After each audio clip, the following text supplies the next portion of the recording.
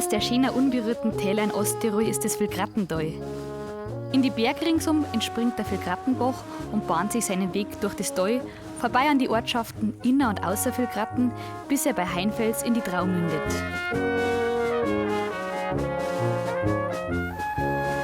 Das Vilgrattental ist ein Nebental vom Hochbustertal und grenzt an Südtirol.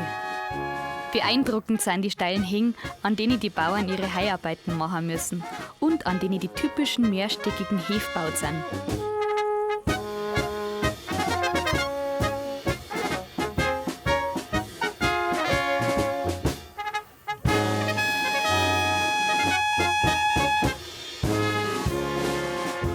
Am Ende vom Vilgrattental zweigt nach Norden das Stallertal ab. Und da liegt die Unterstaller Alm auf knapp 1700 Meter. Auf der schönen Terrassen mit dem Blick in die Berge rundherum haben wir uns mit Sänger und Musikanten aus Ost- und Nordtirol zum Horgast verabredet.